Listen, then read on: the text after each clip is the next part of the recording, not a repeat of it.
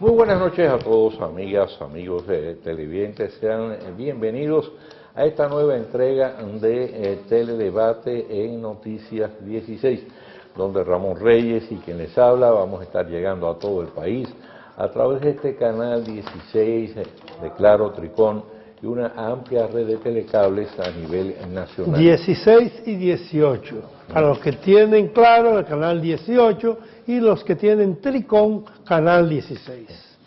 Bien, pues hoy es miércoles 8 de febrero y la frase de este día dice así: las tres cosas más difíciles en la vida son guardar un secreto, perdonar un agravio y aprovechar el tiempo.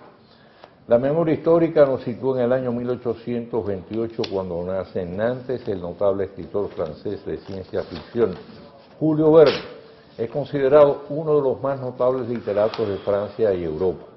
Su fértil imaginación y su estilo vanguardista anticiparon con mucha antelación toda una serie de posteriores descubrimientos científicos. Entre los más notables figuran las armas de destrucción masiva, el helicóptero, naves espaciales, grandes transatlánticos y ascensores. De igual modo, futuros descubrimientos y eventos científicos mucho más allá de su época, como la conquista de los polos, el descubrimiento de la fuente del Nilo, el viaje alrededor de la Luna. Y comparte con el autor inglés H.G. Wells el título de padre de la ciencia ficción. Después de la también inglesa Agatha Christie, sus libros son los más traducidos en el mundo. Murió en el año 1905. Nacido 10 años más tarde en Santo Domingo, Ignacio María González Santín fue fundador del Partido Verde. Radicado en Puerto Plata, se desempeñó como regidor, presidente del ayuntamiento, interventor de aduanas y gobernador de la provincia, desde cuya posición dio inicio a la revolución unionista que puso fin al gobierno de Báez. Ocupó la presidencia de la República en varias ocasiones. Durante su gestión reestructuró y estabilizó la economía, normalizó relaciones con España y firmó un tratado fronterizo con Haití. Falleció un día como hoy en el año 1915. Otro plan Renove, tirando a fondo. Durante el gobierno de Antonio Guzmán se creó una trate para impulsar el transporte colectivo. Se compraron todos los conchos y por espacio de un año se pagó sueldo a los choferes. Funcionó bien, pero solo por un tiempo. Volvió a circular el concho y con él la chatarra. Con el plan Renove se invirtieron miles de millones de pesos para supuestamente modernizar la flotilla de vehículos y todo quedó igual. Esta vez con el agregado de un escandaloso expediente de corrupción que terminó en la justicia y llevó a varios responsables a la cárcel, entre estos Antonio Marta. No cambió la situación con los pollitos ni con los vehículos que trajo Juan Uvieres con el aval del ayuntamiento del distrito y cuya deuda tuvo que afrontar con el Reserva. Han sido miles de millones de pesos tirados al zafacón para sufrir uno de los peores, más caros, incómodos y caóticos sistemas de transporte público. Ahora de nuevo se le plantea al gobierno un financiamiento de 1.000 millones de pesos para supuestamente renovar la flotilla de vehículos y sacar las chatarras de las calles. Las experiencias anteriores han sido tan costosas, amargas y frustratorias que hay razones de sobra para sospechar que se trata de otro plan Renove, de esperar que el gobierno no caiga en el gancho. ¿Qué usted cree, Ramón? Que si cae en el gancho, tiene que ser por el transporte colectivo. Vamos a sentarnos aquí, vamos a discutir eso, sí. Hay que renovar la flotilla, porque es verdad, hay que renovarla. Sí. Esas chatarras no pueden estar circulando gastando más combustible de la cuenta, el medio ambiente enajenándolo, enrareciéndolo. Sí, pero no pagado por los contribuyentes. No, de ninguna manera. Entonces, yo traigo en vez de carros, guaguas, y ustedes se van a convertir en conductores de guagua. Verás la huelga. Fíjate que no se pudo establecer el sistema de guaguas para dar el transporte complementario del metro. Por culpa del gobierno, no de los choferes. Por la oposición que hicieron, se trajeron los ómnibus, ahí estaban, estuvieron un año y pico ahí en un parqueo de la Marina. Sí, ahora está utilizando el mismo. Es la presión del padre familismo. Sí. Vamos a estar claros. Bien, vamos a ver que tenemos ahí unas informaciones muy interesantes del Banco Popular, a ver si no la ponen, por favor. Fíjense, el Banco Popular, señores, pues logró aumentar sus activos de un año para otro, del año pasado a este año, en un 10.2%. Los activos subieron a 334.516 millones de pesos. Y ahí tenemos que el señor Manuel Alejandro Grullón, que es el presidente del Banco Popular, del Grupo Popular, pues señaló que estos resultados han sido posibles gracias a importantes medidas de eficiencia y rentabilidad tomadas por la institución. Y el nivel de solvencia alcanzado por el banco fue 16.94%. El señor Grullón hizo hincapié en la tradicional política de prudencia y gestión del banco, que hace que éste mantenga el índice de riesgo más bajo de toda la banca dominicana, apenas un 0,76% de cartera vencida, muy por debajo del promedio. Bueno, hay una serie de publicaciones ahí que precisamente le dieron al Banco Popular pues un posicionamiento excelente a nivel de la banca regional y de la banca mundial. Fíjense, el Banco Popular figura entre en quinto lugar en la región centroamericana y figura entre los 1000 mejores bancos del mundo. Ahora, un aspecto importante es que gran parte de los préstamos ofrecidos por el Banco Popular han ido a los sectores productivos del país. Por ejemplo, en especial el caso del turismo, el 50% del financiamiento de la banca en el año pasado al turismo pues procedió precisamente de las arcas del Banco Popular. Por otro lado, pues Grullón hizo hincapié en la primera feria inmobiliaria digital del país, que logró préstamos de vivienda para unos 7.000 clientes. Y por otro lado, Toferia Popular presentó también una renovada web, una aplicación móvil, y logró 4.310 millones en préstamos aprobados. Y Banco Popular, pues, mantiene el liderazgo de la banca privada en la República Dominicana. Sí, señor. Y es un ejemplo de fortaleza y de solvencia. Bien, bueno, pues tenemos aquí otras informaciones, Ramón. Tenemos que este es un país donde yo creo que el deporte nacional no es precisamente la pelota, es la política, pero eso vamos a hablar un poco más tarde. Pilótica. Sí. Se llama pilótica. Sí, pero fíjate, el panorama de la docencia realmente sigue siendo oscuro y cada vez más preocupante y tiene una proyección en ensombrecerse cada vez más. Ahí el rector de la UAS sigue clamando en el desierto, llamando a los profesores en paro a reintegrarse a las aulas. Y estos firman para garantizar el cobro de su sueldo y se van mientras aumenta la protesta estudiantil en demanda del inicio de las clases. Sí. La ADP anuncia por otro lado una movilización frente a educación el próximo viernes, sin supuestamente interrumpir la docencia, pero sin explicar cómo tendrá lugar ese milagro que los maestros estén en la marcha y al mismo tiempo den estén en la clase. tabla. Bueno, yo me río. Yo entendía que el don de la ubicación era privilegio de Dios. Solamente. Parece que ha encontrado También él se lo traspasó a los maestros para estos fines. Ahora, yo lo que me pregunto varias veces, me he preguntado lo siguiente. Por ejemplo, el comité político del PLD se reunió el lunes. La ADP está controlada por el PLD. El dirigente máximo de la ADP es dirigente del comité central del PLD y es diputado.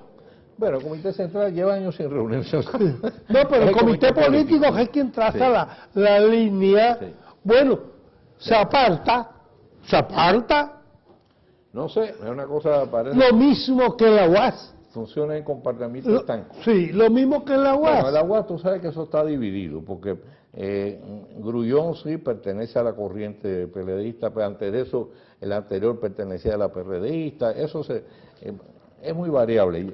Yo creo que en ese sentido, porque por ejemplo, Grullón sí pertenece a la corriente PLDista, pero no creo que tenga la mayoría en este caso de seguidores PLDistas, profesores dentro de la UAS. Yo no le pago. Además, por encima de eso, Porque además es una inmoralidad. por encima de eso, lo que prima es el interés de ellos que no aumenten los salarios. Sí, yo estoy de acuerdo, pero es una inmoralidad. Tú ir, firmar el libro de asistencia e irte por ahí mismo, por Dios. Vamos a estar claros. La UAS lamentablemente ha caído en un pozo de inmoralidades. Mira a ver si pueden hacer alguna auditoría de la nómina de la UAS y de la forma en que se gastan los recursos. Posiblemente no necesitaría estar tocando a las puertas del Poder Ejecutivo para pedir que le envíen dinero. Estoy de acuerdo contigo. A mí no me gusta estar de acuerdo contigo, porque eso me pasa siempre algo. Pero si se hace eso, es verdad lo que tú dices, va a sobrar más cuarto. Va a sobrar muchísimo cuarto. Y por otro lado, volviendo otra vez a esta expresión de Eduardo Hidalgo, que realmente me llamó la atención. Me dijo, no, sin suspender la economía, las clases. Las clases. Bueno, pero resulta que las clases ya están suspendidas en varios distritos escolares. Por ejemplo, ahí en San Pedro de Macorís, bueno, pues las clases están suspendidas desde hace varios días. Sí. Y en otros lugares. Barahona, parte de Santiago, aquí mismo en la capital, Imagínense. en el Gran Santo Domingo. ¿Usted sabe lo que eso desincentiva a los estudiantes? Ahora, te voy a decir una cosa. Los padres debíamos presionar un poquito más. ¿Estás de acuerdo? Los padres, los adultos. Estoy de acuerdo. Porque en definitiva, ¿quiénes resultan afectados? Como tú señalaste ayer, son los estudiantes. ¿Y dónde proceden la mayoría de los estudiantes? Proceden de sectores humildes de la población. El que puede pagar una universidad privada no lo manda a la UAS. Y el que puede pagar un colegio privado no lo manda a la escuela pública. Ahora sí, tanto por la cuestión de, acuérdate, de la tanda extendida, muchos, digo, no en los colegios privados de lujo, pero en colegios privados de barrio, hicieron así, se pasaron muchos muchachos al sector público. Sí, y hay colegios privados de sectores populares que están pidiendo la educación, que lo integren. Exacto, a la tanda extendida. Sí, y que lo integren como que educación asuma el control. Exacto. Porque cada día más, a medida que se van alejando los estudiantes, no porque están desertando, sino porque se van a la escuela pública para aprovechar la tanda extendida, esos colegios privados no están ganando. Además es un ahorro para la familia porque le dan desayuno, almuerzo y merienda. Sí. Y te permite a ti trabajar sabiendo que tu hijo está en un lugar seguro. Exacto. Vamos a hacer la pausa y retornamos.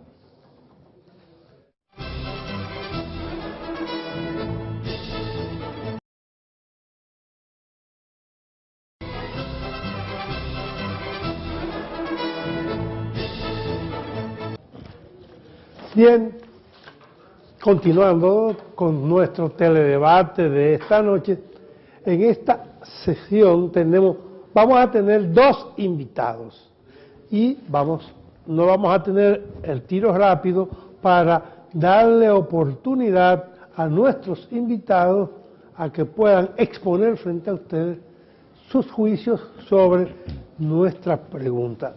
Ustedes recordarán que anoche estuvo aquí debatiendo con nosotros y con ustedes en sus hogares al doctor Julio Aníbal Suárez, el juez de la Suprema Corte de Justicia. Hoy tenemos dos pesos pesados también para hablar de lo mismo y es el doctor Miguel Valerio Ogando, quien es abogado de los tribunales de la República, y también tenemos al doctor Julio Curi, abogado también. Vamos a conversar primero con el doctor Miguel Valerio, a quien le doy las buenas noches, y la bienvenida. Bueno, buenas noches. Encantado de estar en tu programa. Sí. Vamos a comenzar de adelante para atrás, de hoy.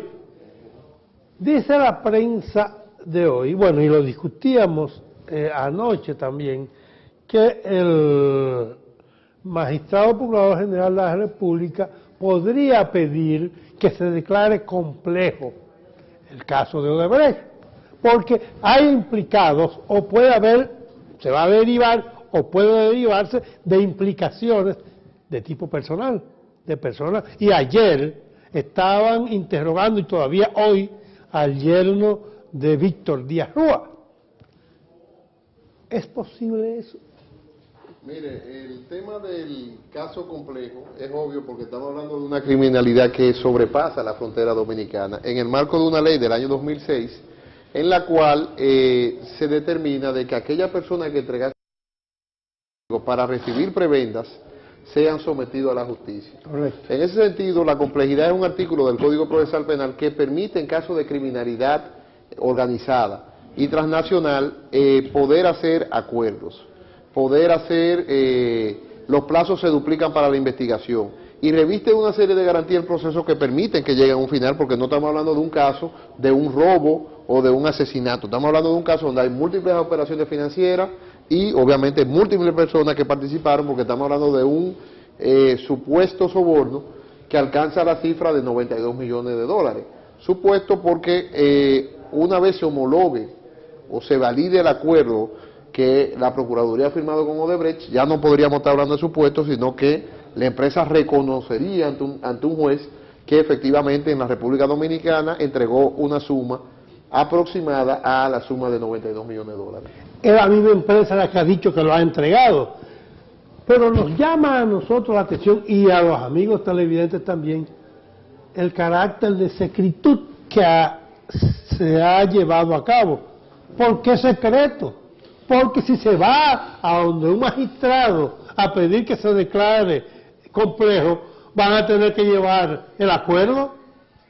Mire, la Procuraduría ya anunció que lo va a hacer público in extenso. Una de las críticas que yo le he tenido a la Procuraduría en este caso, precisamente, es que ha pecado de divulgar demasiada información. O sea, una investigación es secreta. Ahora bien, un caso donde la opinión pública está cebada, donde la palabra corrupción toma unos matices reales, porque una empresa ha dicho, yo entregué soborno a nivel de América Latina, era obvio de que el procurador, yo digo en pecar en inocente o de buena gente, diga, yo voy a compartir la información, voy a ir al debate público, y efectivamente ya anunció que va a publicar ese acuerdo. El procurador tenía la facultad inclusive de no publicar ese acuerdo por ahora y proceder a investigar, pero la realidad es la siguiente, ya Odebrecht dijo, yo soborné.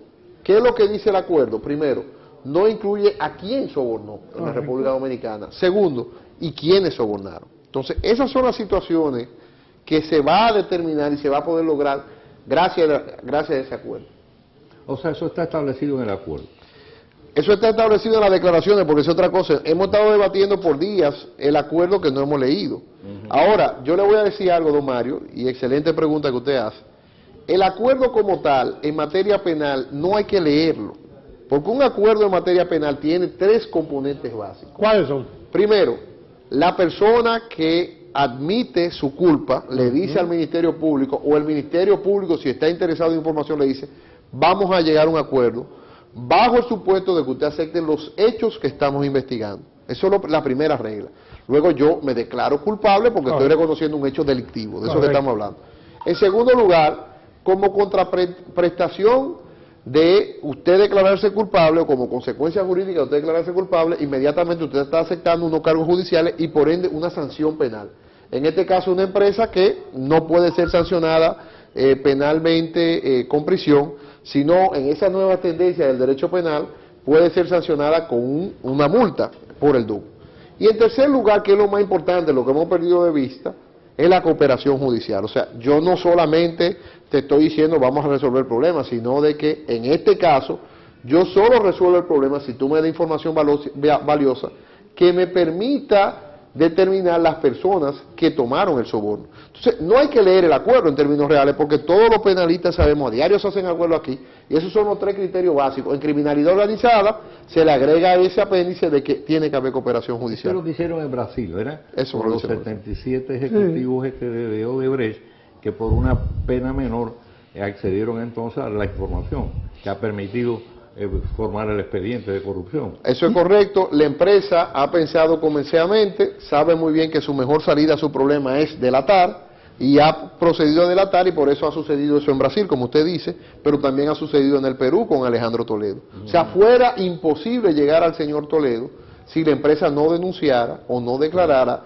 yo me arrepiento, y mire, yo le entregué al señor Toledo esta cantidad de dinero. Quiero decir, porque quiero ser justo, primero que todo, de que a Hugo Odebrecht diciendo que entregó un dinero, eso no es automático. A aquella persona que se le entregó el dinero, también es necesario probarle y demostrarle que se le entregó ese dinero. Entonces, esas complejidades de este problema jurídico, que el Procurador General de la República, vuelvo y repito, en un acto de transparencia ha querido que la comunidad entienda que hizo un acuerdo, pudo hacerlo de espalda y esperar 1 año y medio o 2 años para revelar que tenía un acuerdo con Odebrecht, pudo hacerlo, pero la persecución estratégica, y como uno no es fiscal, ni está en la investigación, fue una decisión que tomó la Procuraduría. Sí, pero, siempre hay un pero. Aquí hay un precedente con Sobeira.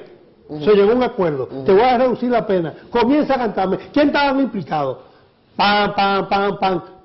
Ella le revela al magistrado procurador fiscal quién estaba implicado. Cuando en el juicio de fondo el defensor le dice, ¿habían otras personas implicadas? Sí. ¿Y quiénes eran? Y cuando ella iba a revelar los nombres, el fiscal dijo, mucho cuidado, usted no puede hablar de eso, porque hay un encubrimiento por parte de las autoridades. No, mira, eso es interesante también.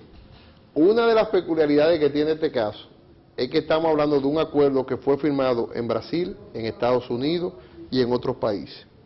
Con lo cual la información no solo depende de que el Ministerio Público aquí quiera encubrir o no quiera encubrir, o de que aquí se desee encubrir. O sea que la información de aquí tiene que coordinar exactamente con la información que se le dio en Brasil y que se le dio en Estados Unidos. Porque de lo contrario, lo que ocurriría es que esos acuerdos son nulos, que tal vez le interesa mucho más a la empresa que lo que está haciendo aquí. En segundo lugar, otra de las peculiaridades es que en Brasil el acuerdo se centró en que le dieran 6 meses a Odebrecht, porque eso hay que decírselo a la comunidad. O sea, aquí están pensando que un acuerdo fuera de las transacciones normales, no, es una transacción, es ceder y ceder. Odebrecht le pidió a la Fiscalía de Brasil, mire, yo necesito 6 meses para arreglar mi situación en América Latina.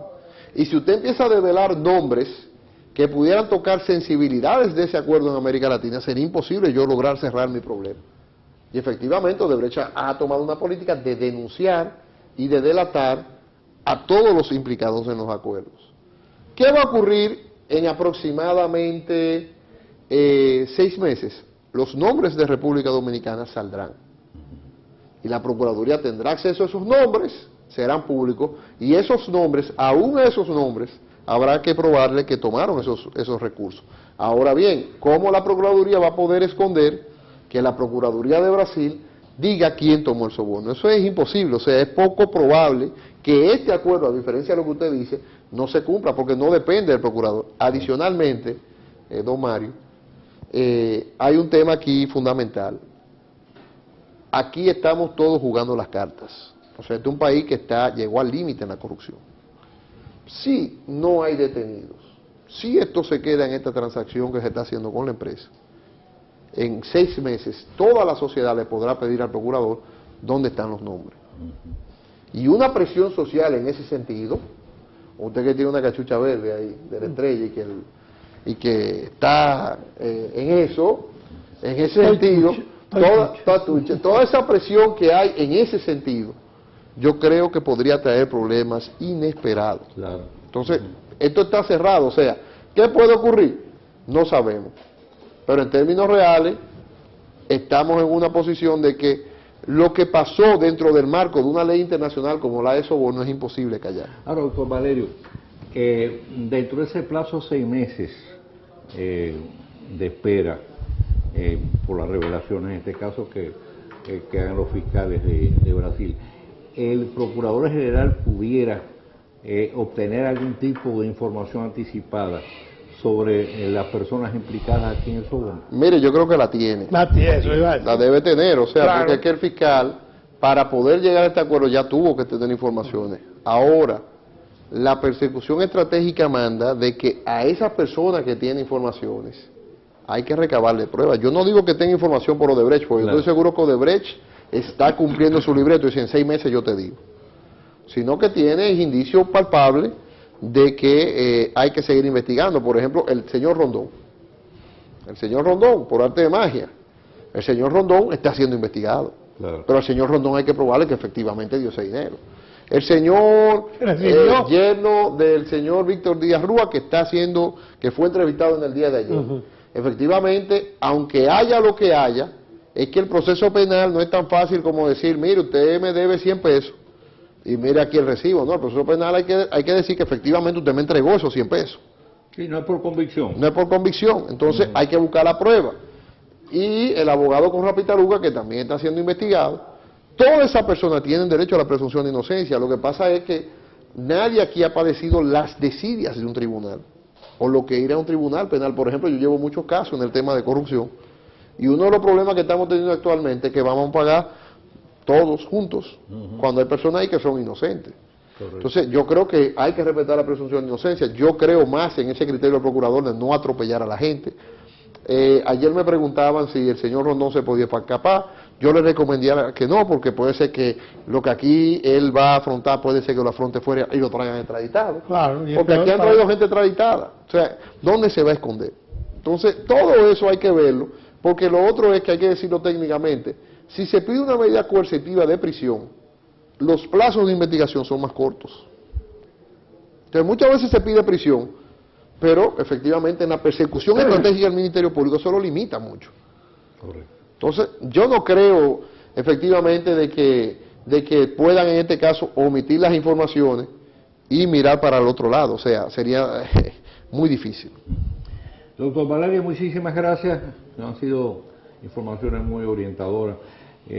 Claro, lo que pasa es que muchas veces la emoción del público, en este caso sobre todo los antecedentes de que lamentablemente pues la corrupción pues ha campeado por su respeto y ha habido mucha impunidad, pues hace que mucha gente pues no considere el aspecto legal, que no funciona igual como usted dice que la convicción en la calle. Oye, yo sé que fulano es un ladrón, pero si usted lo llevó a los tribunales y no lo puedo probar, no hay manera. Puede ser que usted se haga condenado por difamación e injuria.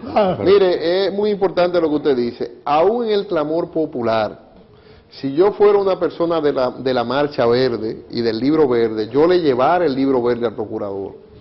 Se lo llevara mañana, fírmeme aquí. Usted hizo ese compromiso, mire, yo le voy a dar por bueno y válido su compromiso. Pero en 6 meses, yo quiero resultados. Claro. Porque el Código Procesal Penal habilita que la sociedad tenga interés en el proceso Correcto. penal y le reclamara. Pero la En 6 sociedad meses- no va perjudicada. Por lo tanto, pero si en 6 meses no tiene resultado, pero aquí nunca habían condenado a nadie por corrupción, Claro. ni habían encontrado dinero, ni habían recuperado dinero. Todas esas son las bondades del acuerdo. Ahora, hay un grupo de abogados que en lo cual yo me encuentro, por lo quiero decir públicamente, que técnicamente hemos opinado sobre un tema que no he revisado ni el acuerdo, ni lo he visto el acuerdo, ni me han pagado dinero por eso. Al contrario, a mí no me luciría porque tengo mucho interés encontrado con la Procuraduría, porque yo nada más ejerzo materia penal. Solamente doy clase en la Escuela del Ministerio Público, por si ahorita dice, mira, le salió un cheque de 15,000 pesos, que es lo que me paga, diga, bueno, pues los 15,000 pesos es porque él va a dar clase. Pero efectivamente, en ese tenor, en ese punto, es muy importante que la gente sepa. Si no hay resultado en 6 meses, lo primero que tendremos que salir a apoyar la protesta somos aquellas personas que hemos confiado en la política de acuerdo, que es mucho más allá que ese acuerdo. Bueno, pues muchísimas gracias. Vamos a hacer una pausa y regresamos. Cuando volvamos de nuevo, pues vamos entonces a recibir acá al doctor Julio Puri.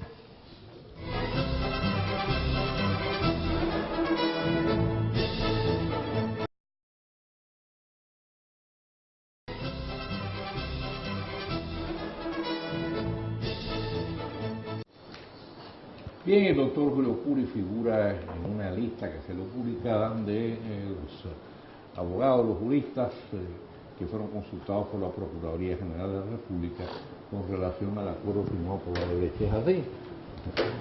¿Cómo está? Julio, bienvenido a tenerte por acá. Siempre tenemos un recuerdo muy especial para esa gran figura del foro de la vida pública que fue tu padre, el doctor Puri. Sí, así es. Bien, el acuerdo con la Odebrecht tiene que ahora que ser homologado por un juez, ¿no es así? Bien, ¿ese juez puede rechazar el acuerdo o términos del acuerdo o está obligado a aceptarlo? Mire, lo que sucede es que, como se ha explicado, hay distintos modos de solución alternativa a los conflictos penales. Figura la conciliación, Sí.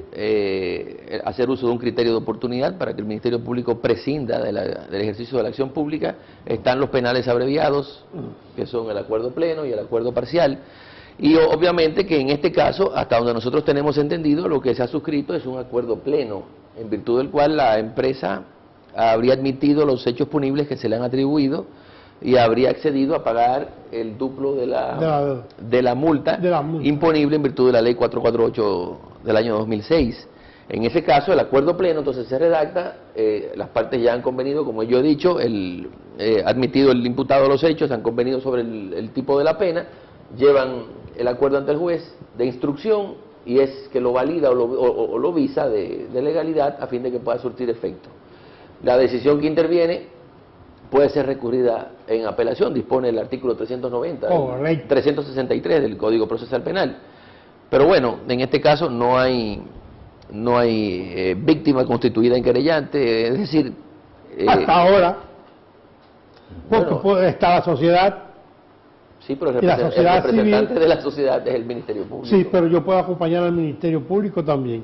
O yo decir, mira, yo no estoy de acuerdo con los términos del acuerdo y yo recurro. No puede ser, porque No para puede ser ser. parte del proceso tiene que ser creyente.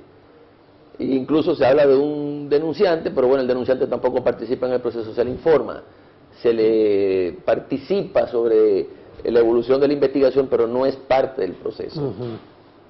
Ahora, yo lo que he percibido es que hay mucha gente que se ha inclinado por la crítica que yo he definido como deportiva o ligera porque desconoce el acuerdo. Yo tampoco, contenido. incluso hasta por envidia. Hay abogados, obviamente no me refiero al magistrado que estuvo ayer con ustedes, pero hay abogados que hacen esto porque creen que a los que hemos ayudado o hemos colaborado con el Ministerio Público, específicamente con el Procurador General de la República, nos han pagado y habrían de suponer que nos han pagado bien. Y ese es el primer error. Aquí nadie de los que ha... Lo hicieron de forma gratuita.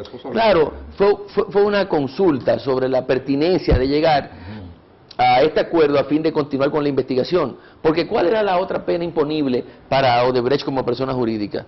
De acuerdo con la ley era el cierre temporal de 2 a 5 años. Entonces, si está accediendo a pagar la multa, el duplo de la multa, que es lo que establece el artículo 6 de esa ley, entonces, ¿por qué hay que perseguir que cierre? Porque yo me pregunto, ¿de dónde entonces habría de obtener la empresa los recursos para pagar la multa? Claro. Si, como tenemos una fascinación por los ejemplos de otras latitudes y no nos conformamos con lo de nuestro propio lar nativo, vámonos a Estados Unidos. Allá llegó Odebrecht a un acuerdo. Sí. Sigue operando Odebrecht como constructora en Estados Unidos. En Miami está el aeropuerto. No, de Miami. Hizo el Palmetto y la 836. Exactamente. Pero bueno, hay quienes dicen, pero Odebrecht no sobornó a ningún funcionario en Estados Unidos. Y es cierto, pero yo me voy a otros ejemplos. El de Olympus, una compañía gigantesca de Estados Unidos, y Universal. Ambas fueron acusadas de sobornar funcionarios en Estados Unidos. Llegaron a acuerdos y en ningún momento se les impidió seguir laborando. Es que hay una realidad, Julio. Pero no, vámonos a Brasil, donde sí, es que si tú hagas a Odebrecht, ¿cómo va a pagar entonces? Claro. Los Estados Unidos, que le impusieron una multa de 2.600 millones, le han dado 20 años para pagarla, precisamente por eso, porque si le exigen de una vez que lo pague, si yo no tengo liquidez para eso.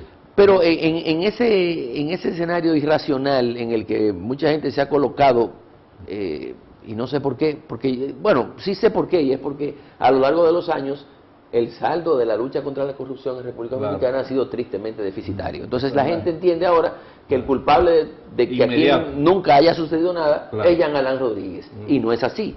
Pero vámonos, en ese escenario irracional la gente quería que sometieran a Odebrecht. Ahora, ¿qué tiempo pudo haber demorado ese proceso? Hasta que interviniese sentencia definitiva que la declarara culpable de soborno o cualquier otro tipo penal que se le hubiese agregado. 5, 7 años. O más. Entonces, si llega a la Suprema. en esos años, en virtud del principio de presunción de inocencia que está consagrado en el artículo 69 de nuestra Constitución, Odebrecht tenía que reputarse como tal y seguir operando. Claro. No se le podía inhabilitar el ejercicio de sus actividades comerciales, ¿no? Entonces, al cabo de esos 7 años, terminan las obras que tiene pendiente. Se conforma una nueva persona jurídica, se declara en quiebra y la República Dominicana no recibe absolutamente nada, porque la política de la crítica aquí es palos y boga y palos y no boga. Si se hubiese hecho así y no se hubiese incluido la obligatoriedad de que declarara quiénes fueron los funcionarios que percibieron esos sobornos, también iban a criticar al procurador. Porque, repito, no se trata de esta investigación, es una insatisfacción que viene de lejos. Sí. Claro. O sea que, a mi modo de ver, haber acordado con Odebrecht el pago de esta multa y permitírsele elaborar en lo sucesivo no tiene nada de reprochable. Y más aún cuando en el acuerdo Odebrecht se compromete a identificar a los funcionarios que habrían defraudado a la sociedad dominicana percibiendo sumas de dinero a cambio de prestar servicios propios de sus cargos. O sea que en lugar de dificultar, de entorpecer la investigación, lo que Odebrecht está haciendo es facilitándole al Ministerio Público en lo adelante la investigación para poder imputar penalmente a quienes incurrieron en estas prácticas de soborno. Hay un O sea, aspecto importante a ver, que ustedes los juristas tendrán que tomar en cuenta, y es la sobrevaluación de buena las pregunta, obras. muy buena pregunta. Yo a ti, bueno, tú me vas a pagar, pero yo me hago de la vista gorda y una obra que cuesta 100 millones de pesos, bueno, 150 millones. Sí. ¿Qué va a pasar con eso? Bien, el acuerdo, que insisto, únicamente le es oponible a Odebrecht como persona jurídica, se contrae exclusivamente al tipo penal del soborno. Si durante la investigación que realiza el Ministerio Público se determina que incurrió en otros hechos punibles, pues entonces ya eso es harina de otro costal. Porque la sobrevaluación, que en sí no es un tipo penal, sino que diríamos pudiera configurar la estafa contra el Estado, Exactamente. entonces ahí las multas serían del triple de la estafa, ¿no? Y por supuesto que se tendría que también formular una acusación, porque o llegaría a un acuerdo también, porque la gente entiende que aquí, cuando se habla de acuerdo, y sobre todo por la confidencialidad, se cree que fue en aposento y que aquí hubo beneficios para encubrir a funcionarios que habrían incurrido en este tipo, ¿no?, de delitos. Y no es así. Señores, se ha tratado de buscar a alguien que le facilite al Ministerio Público, por Dios, la identificación de los funcionarios sobornados, porque ¿qué es lo que queremos? Que el Estado deje de ser percibido como un yacimiento de lucro fácil, porque todos apostamos a llegar a una posición pública para reeditar esta práctica inveterada de llenarse la faltriquera con el dinero que aportamos a través de los pagos de los impuestos. Entonces, comprendan al procurador. Yo siento hasta lástima de la gente que sin tener conocimientos técnicos, sin ser abogado, se ha precipitado a criticar el acuerdo. Sí. Denle tiempo al tiempo y invítenme a mí y a Miguel Valerio dentro de 3, 4 meses y analicemos de nuevo entonces las consecuencias del acuerdo, los efectos, porque habrá imputados, porque ellos tienen que entregarle al Ministerio Público la transcripción de todas las declaraciones que prestaron los imputados en el caso de Lavallato en Brasil, y ahí hay nombres, ahí hay nombres, y no solamente de funcionarios sobornados, sino también de políticos que habrían recibido contribuciones para sus campañas. Bueno, en tal caso ya hay uno preso, un expresidente Sí, de Perú. Sí, pero nosotros lo queremos ver aquí. Porque Claro, no, obviamente. esa doble moral Obviamente. de abogar por el cese de la impunidad, todos queremos que finalmente se sepulte esa práctica, ¿no? Porque nos empobrece. Pero es una doble moral presentarse ante la sociedad como un abanderado de eso, ¿no? Y al propio tiempo haberle recibido a Odebrecht recursos, porque si una de los elementos que configura el lavado de activos no es solamente la inversión o la conversión o el transporte del dinero, sino también el uso del dinero que provenga de una infracción grave, y el soborno es una infracción grave. Claro. ¿Sabe que el efecto de todo esto es un efecto carambola, igual que en el billar? Porque hay un componente de carácter político que lógicamente quieren aprovechar grupos partidarios para entonces decir, bueno, voy a dar un doble golpe porque lo voy a también golpear al gobierno. En este caso lo voy a poner como que quiere arropar responsabilidad y echarle tierra al asunto. Y es como consecuencia de lo que tú has señalado. Hay una tradición en ese sentido de impunidad sobre la corrupción y lógicamente es como una caldera que ha ido cogiendo presión, ahora explota y entonces el agua sale por todos lados caliente y entonces no se analiza con racionalidad el proceso. La gente quiere efectos inmediatos y quisiera ver gente ya presa. Y te dicen, bueno, pero mira, en Perú ya están sometiendo a Alejandro Toledo. Sí. Y en tal otro lado, pues están llevándose preso a fulano, aquí todavía no hay ningún preso. Pero fíjese que yo hacía énfasis en la carencia de conocimientos técnicos, porque en Estados Unidos el acuerdo cuyo informe rindió el Departamento de Justicia y que incluyó también a Brasil y Suiza, se le impuso la multa no a Odebrecht únicamente, sino también a sus filiales. Sí. Y la multa es una sanción penal. Correcto. Entonces, el monto de la multa tomó en consideración todos los sobornos que habrían pagado en los países donde Odebrecht ha recalado, incluyendo a Angola y República Dominicana. Entonces, si allá pagó multa por concepto del soborno que habría pagado aquí, la pregunta que aquí hay que responder es, ¿no adquiere ahí sus netos perfiles el principio de non bis in idem? Entonces, la gente quiere que también aquí se le sancione cuando ya fue sancionada ya. Claro. Pero bueno, pero yo... No pudiera ser. No Si lo puede ser, sancionaron allá, aquí no pueden- ese es un asunto. No ha agotado el tiempo, No Allá. hacemos, Mario. Demasiado chin. No es el deseo de seguir conversando con Julio. Esperamos, Julio, que que esté más disponible para venir aquí. Sí, de acuerdo, se me quedaron algunas... Ya la próxima vez que venga vamos a estar en el estudio. El viernes Ah, puede qué ser. bueno, qué bueno, Con qué mucha bueno. amplitud. Y tendrás ahí un botacón inclusive muy cómodo para sentarte y esperar. Qué bueno. Y puede venir con Valerio. Con Valerio, Claro. que también es un gran expositor. Lo que queremos es tiempo cuando surta efecto este acuerdo y la gente, ¿verdad? Ya hayan A pasado. ver si cuando el acuerdo salga a la luz pública, entonces ustedes pueden venir. Claro que sí. De acuerdo. Claro que sí. Bien, señores, pues hoy seguimos el tiempo del tiro rápido para Mira, qué joven me veo yo ahí. Raúl Locura y el doctor Valerio. Porque un muchachito viejo. Información. Mañana, Dios mediante, volveremos a estar con ustedes con una nueva entrega de Teledebate en Noticias 16.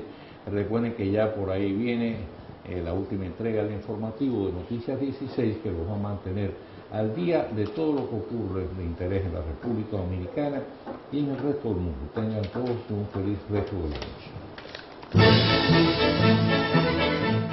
Mario Rivadulla presentó Teledebate